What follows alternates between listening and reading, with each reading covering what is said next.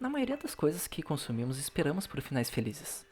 Aguardamos ansiosos para que os finais sejam justos e agradáveis, que sejam o que desejamos para as nossas vidas, e quando uma história termina sem que isso tenha ocorrido, fica aquele gosto amargo de que algo não ficou bem resolvido. Os finais ambíguos são mais assustadores do que os conclusivos, pois abrem margem para interpretações que muitas vezes são carregadas com os nossos próprios temores. Os gregos, por determinado tempo, foram especialistas em causar terror com finais trágicos. Seus dramas onde um herói, em consequência da tentativa de controlar o destino, se sacrifica às custas de um fator divino transcendental maior e mais poderoso que ele. A tragédia grega prezava pelo sofrimento dramatizado e a obscuridade.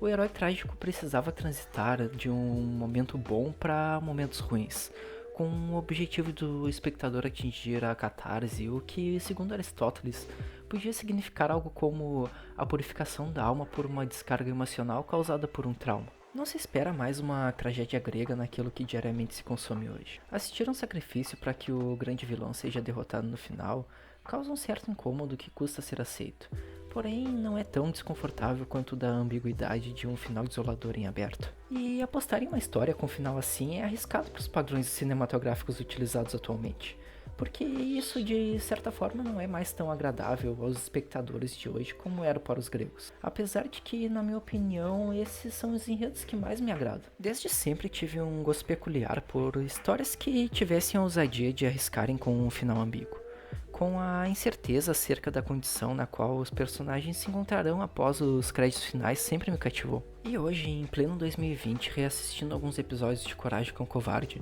surpreendentemente encontrei características trágicas ao final de cada episódio do desenho. Percebi que os personagens tinham suas vidas modificadas de certa forma desoladora e cruel, o que ao mesmo tempo conseguia ser estranhamente cômico, onde a expectativa de voltarem à banalidade cotidiana de suas vidas era retirada deles e que, mesmo assim, ao voltarem, viam toda aquela tragédia com uma certa apatia desconfortante, como se tudo fosse meio insignificante. Só quem cresceu assistindo ao desenho sabe o quão assustadores eram os episódios. Os monstros causavam um desconforto mórbido, mas o mais incômodo para mim era a despreocupação que os personagens tinham em relação às coisas que aconteciam a eles. Todos os episódios tinham uma atmosfera de desvínculo com a realidade e uma apatia com a humanidade dos personagens que poucos filmes de terror conseguem forçar o espectador a sentir.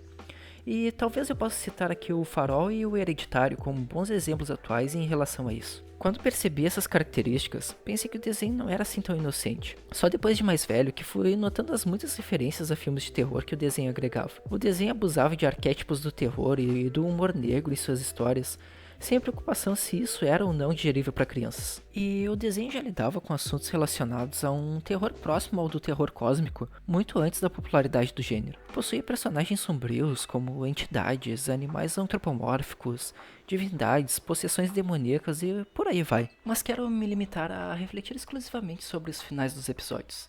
Em cada um deles tínhamos os personagens retirados forçadamente de suas rotinas, obrigados a lidarem com monstruosidades além do imaginário, e que às custas do sacrifício do Coragem em benefício da segurança da Muriel, voltavam completamente modificados para suas vidas em decorrência da tragédia ocorrida. Após muitos anos, o que ainda permeia no meu imaginário quando penso no desenho é exclusivamente sobre os finais. Os personagens possuíam uma despreocupação desprendida da realidade que chegava a causar certa estranheza pela banalidade que tratava todo aquele caos. Como se eles soubessem que no próximo episódio tudo estaria dentro dos padrões existentes lá no início. Tudo bem que estamos falando de um desenho animado e ele nem se leva tão a sério em relação a isso, mas não nos impede de argumentar e refletir sobre.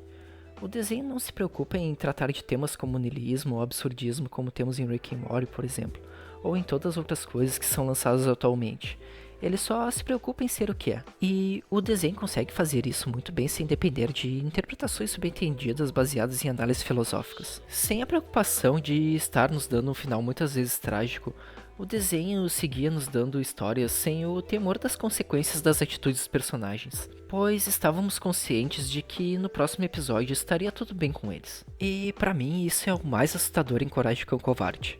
É como se tratassem com certa insignificância cada um daqueles finais, como se cada personagem tivesse a consciência sobre a banalidade da existência de cada um deles. E eu sinceramente espero não estar viajando demais nessa reflexão, mas acredito que o desenho, se visto mais de perto, pode mostrar significados ocultos mais assustadores que muitos filmes de terror existentes atualmente.